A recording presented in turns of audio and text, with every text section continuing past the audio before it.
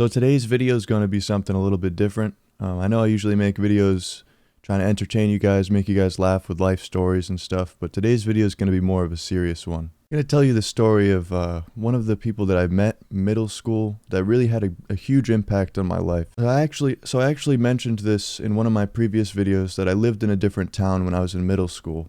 And when I came back to the town that I live in now, because I was going back and forth between my mom's and my dad's house. When I finally moved back with my dad and I lived in the town I do now, I came back to the school not knowing anybody. I had even longer hair than I had now. It was like down to my stomach. I just looked like a degenerate. I'd walk down the halls and people would like make fun of me and just point and laugh and stuff, and it was shitty. I remember feeling sad just because I didn't have any friends. I didn't really know how to talk to people. Because everybody that I went to school with in the previous town, it was just so different, just completely different people. And not to say I didn't have any friends there, because I definitely still had my day one homies since, second grade or something. Because like I said, this was the same town that I lived in originally. And luckily I had one of those friends for the same lunch wave that I had. So I used to go to their table and just hang out. And every day at the table there was this girl. She was one of the nicest people that I'd ever met. She was one of the people that I vividly remember making me feel like I can make friends in this town. Like I can make friends, and not everybody here is just a complete shithead. I remember she used to tell me stories about doing crazy stuff with high schoolers and all these older kids and just being the cool kid. She was always like the cool kid to me. And over time we became really good friends. We used to sit outside the gas station of the high school and smoke cigarettes and drink Monster energy drinks. I could tell you guys countless memories of just really great times that I had with her. And I remember every time I had some little issue that I thought was huge because it was high school and I was all emotional, I'd always talk to her about it, and then she'd just be like, "Cody, stop being an idiot." She would always call me out when I was just being ridiculous. Now let's fast forward a couple years for when we're in high school. I believe this was around junior year. We were still really good friends. Like we'd hang out after school and smoke cigarettes and stuff, but she eventually started to hang out with a lot of older kids, kind of like in middle school, the same scenario. It almost seemed like she'd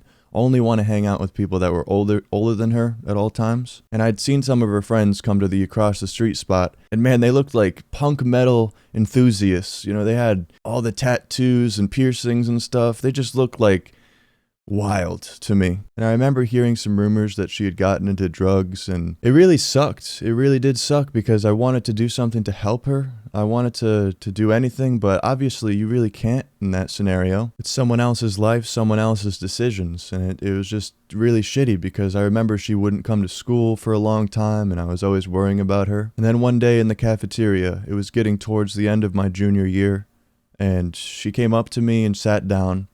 And I remember she said, "Cody, I have a serious drug problem and I don't know what to do."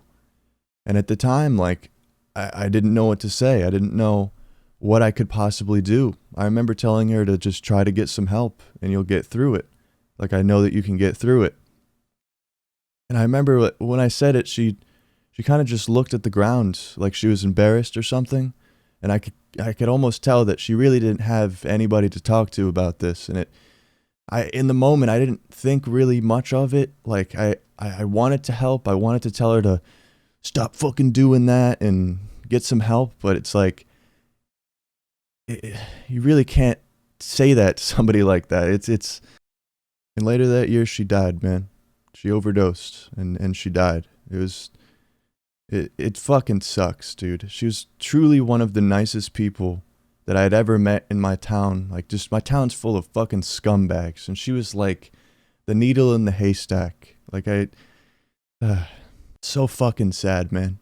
It really is. And I'm sure you're wondering why I'm making this video, just to tell you the tale of a good old friend. And I was really thinking about it today, that I want to use this social media influence that I have to just tell you guys that if you ever have a friend that is going through something like this, if you ever know anybody in your life, please be sure to tell them to get some help, because you saying that to them could be the reason why they actually go and get help. Because sometimes people need to hear it from someone else that, dude, your life is fucked up. You need to fix it. You need to do something, anything to fix this. And I'll always regret not being able to do more.